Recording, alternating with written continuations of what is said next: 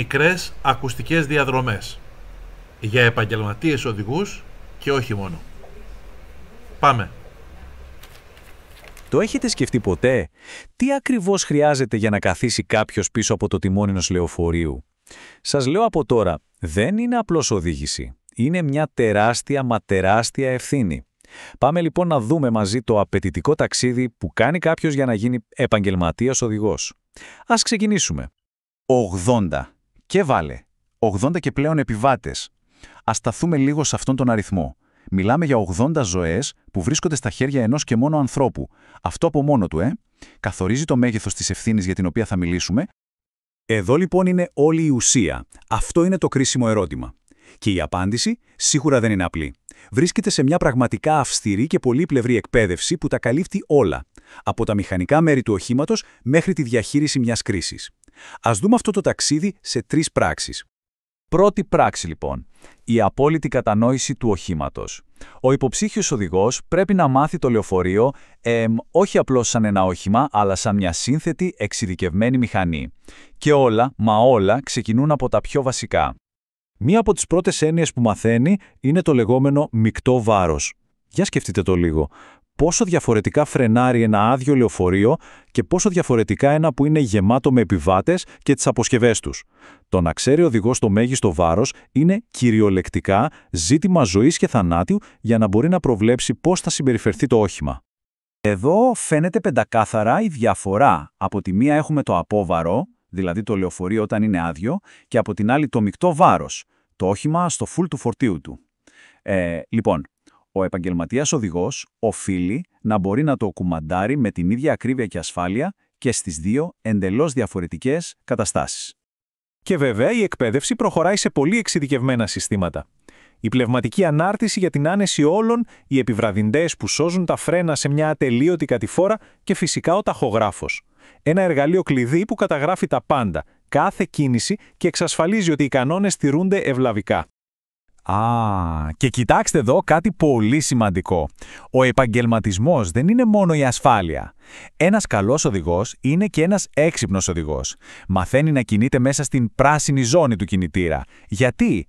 Για να εξοικονομεί καύσιμο και κατ' επέκταση να προστατεύει και το περιβάλλον. Ωραία! Αφού λοιπόν κατακτήσαμε τη μηχανή, ήρθε η ώρα για τη δεύτερη πράξη. Να βγούμε στον δρόμο. Εκεί όπου όλη η θεωρία πρέπει να γίνει πράξη και οι προκλήσεις φυσικά πολλαπλασιάζονται. Αυτή η φράση από το εγχειρίδιο εκπαίδευσης τα λέει όλα. Μια κίνηση που για εμάς με τα αυτοκίνητά μας είναι απλή, η προσπέραση, για ένα λεωφορείο μετατρέπεται σε μια πολύπλοκη εξίσωση. Απαιτεί άριστη κρίση, υπομονή και απόλυτη πρόβλεψη. Και προσέξτε, δεν είναι μόνο ο κώδικας οδικής κυκλοφορίας που ξέρουμε όλοι. Υπάρχουν ειδικοί κανόνες γραμμένοι αποκλειστικά για λεωφορεία. Από το ποιες λωρίδες πρέπει να χρησιμοποιούν μέχρι το ποιος έχει προτεραιότητα σε μια ζώρικη ανηφόρα. Κάθε λεπτομέρεια είναι μελετημένη για την ασφάλεια. Και στο χειρότερο σενάριο, στην κακιά την ώρα, υπάρχει ένα αυστηρό πρωτόκολλο. Παρατηρήστε τη σειρά. Πρώτα απ' όλα, ψυχραιμία. Αμέσως μετά, η ασφάλεια των επιβατών. Όλα τα άλλα ακολουθούν. Αυτό το πρωτόκολλο είναι φτιαγμένο για να σώζει ζωές. Και φτάνουμε στην τρίτη και θα έλεγα πιο σημαντική πράξη. Γιατί εδώ πέρα από τη μηχανή και τον δρόμο, η εκπαίδευση εστιάζει στον ίδιο τον άνθρωπο πίσω από το τιμόνι.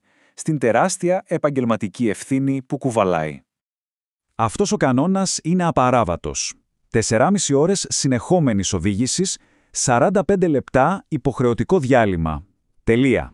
Ο νόμος είναι απόλυτος για να προστατεύσει τους πάντες από τον μεγαλύτερο εχθρό της ασφάλτου, την κόπωση.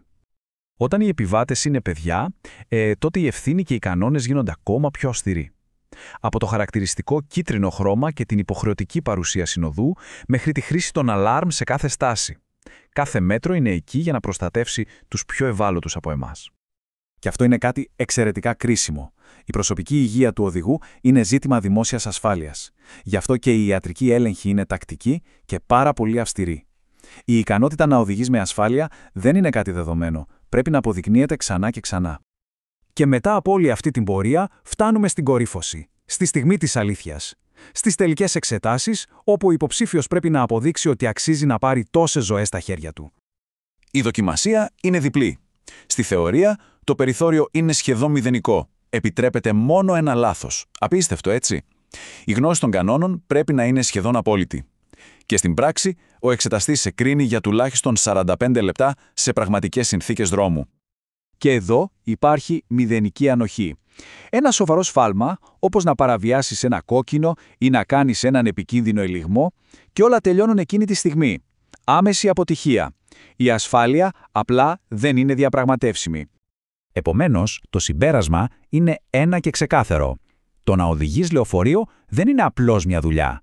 Είναι ένα επάγγελμα με τεράστιες απαιτήσεις που βασίζεται στη γνώση, την απόλυτη συγκέντρωση και, πάνω απ' όλα, σε μια βαθιά αίσθηση ευθύνης για τη ζωή των άλλων. Κλείνουμε λοιπόν με αυτή την ερώτηση. Την επόμενη φορά που θα ανέβει κανείς σε ένα λεωφορείο, ίσως να δει τον άνθρωπο στο τιμόνι με ένα διαφορετικό μάτι. Ίσως να δει πίσω από αυτόν τις ατελείωτες ώρες εκπαίδευσης, τους κανόνες που ξέρει απ' έξω και το τεράστιο βάρος της ευθύνης που κουβαλάει σε κάθε μέτρο της διαδρομής.